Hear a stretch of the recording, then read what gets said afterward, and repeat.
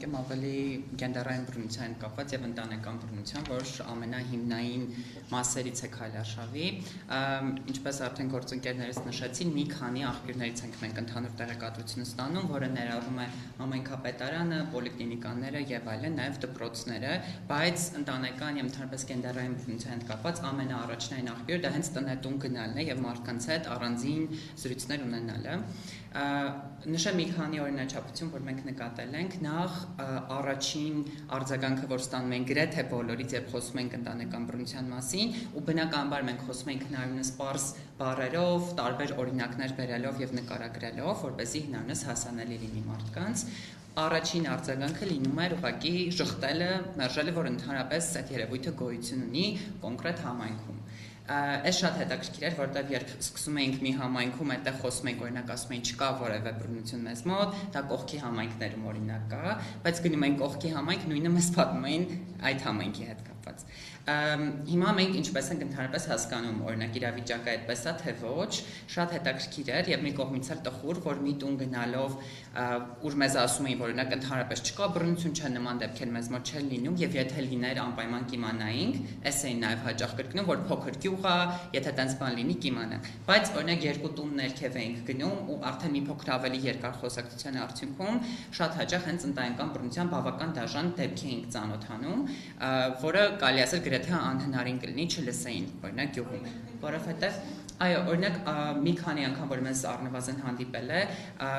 կինը ում ընտանեկան բռնության ենթարկվել, օրինակ ամուսնալուծվել եւ վերադարձել է, դեպքեր կային, բայց ավելի քիչ, երբ ընտանիքը ընդունող է եղել, պահել են իրենց տանը եւ այլն, բայց շատ դեպքեր նաեւ ընտանիքը ամոթանքի էր տալիս, այսինքն ասում, որ ամեն դեպքում պետք է վերադառնաս, հետ գնաս քո ամուսնու հետ ապրես եւ այլն։ Օրինակ նման դեպքերը կարելի ասել գրեթե անհնար է, որ հարևանները տեղյակ չլինեին, բայց հենց այս դեպքի մասին, որ նշում եմ, մենք կողքի բոլոր տներով ենք նաեւ անցել, մեզ ասում են, որ չկա նման դեպք։ Հետևաբար մենք նաեւ այսպես ենք փորձում իրավիճակը հասկանալ, որ խաչաձև համեմատում ենք, քանի որ մենք բավական մեծ խումբ ենք եղել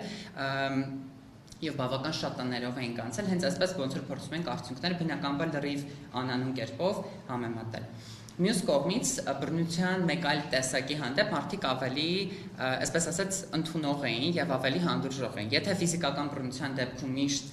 եւ կտրականապես ժխտում են, որ ընդհանրապես կա, թեպետ մենք հասկանում ենք իրավիճակը այդպես չի, ապա հոգեբանական, տնտեսական բռնության հանդեպ շատ ավելի հանդուրժող եւ նորմալացնող վերաբերմունք կա։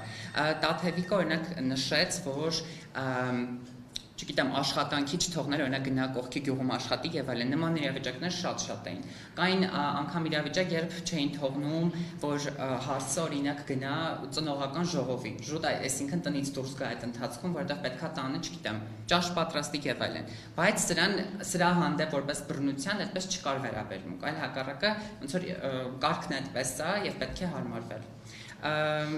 Նշեմ հոգեբանականը ասացի, նշեմ նաև օրինակ սկեսուրների կողմից էլ, հա, այդ իշխանական դիրքը շատ հաճախ կար, եթե մենք գնում էինք տներ, կինը միայն այդ պահին օրինակ միայնակ էր լինում, մեզ հետ շատ ավելի հանգիստ ազատ խոսում էր, բայց եթե ամուսինը կամ սկեսուրը օրինակ տանն էին, միանգամից զգում էինք, որ ընկճվում էր եւ ինքն էլ այլևս չէր կարողանում կիսվել։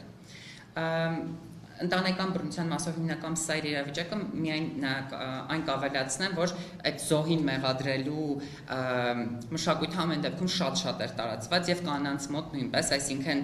եթե տեղյակ են լինում բռնության դեպքից, օրինակ մենք ասենք, որ ամեն դեպքում տարբեր դեպքեր լսել ենք գյուղում, ինչ եք կարծում եւ այլ, միանգամից ասում էին, որ դե ուրեմն ինքն էլ է մի բան արել, որ այդպիսի վերաբերմունքի արժանացել։ Ու սա ասենց շատ էլի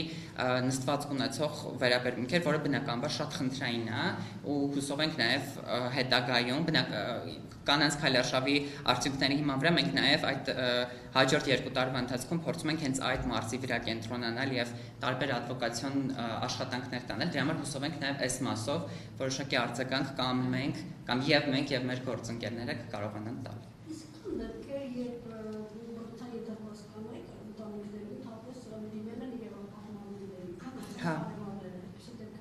Հա, այդպիսի դեպքեր էլ կային, շատ տարբեր էր եղել արձագանքը, չեմ ասի, որ միանշանակ իրավապահները միշտ օգնել են կամ չեն օգնել, բայց օրինակ ամուսնալուծությունների դեպքում հիմնականում եղել էր, որ իրենց ապահով այդ բռնության իրավիճակից դուրս բերեն, բայց օրինակ լսել ենք դեպքեր, երբ օրինակ բուժկետ կնոջը բերել են ընտանեկան բռնության ենթարկված վիճակում, բայց օրինակ քրեական գործ չի բացվել։ որը գիտենք, որ ընտանեկան կամբռնությունը հանրային հետապնդման ենթակա է, այսինքն անկախ նրանից անձը դիմի թե չէ, եթե այսինքն ոստիկանություն կանչել են, բայց չի բացվել գործ, այսպիսի դեպքեր եղել են։ Միևնույն ժամանակ ինչն է կարևոր նշել, երբ մենք լսում ենք նման դեպքեր կամ անգամ եթե մեզ չեն պատմում այդ պահին, շատ կարևոր մասն է մեր աշխատանքի իրենց տարբեր թեժգծեր տալը, որովհետև հույս ունենք, որ անգամ եթե իրենց այդ պահին պետք չի գա, գոնե կփոխանցեն հարևանին, մյուսին, ում ճանաչում են, եւ այսպես մենք կարողանանք նաեւ այդ մարդկանց որոշակի կանանց աջակցություն տրամադրել։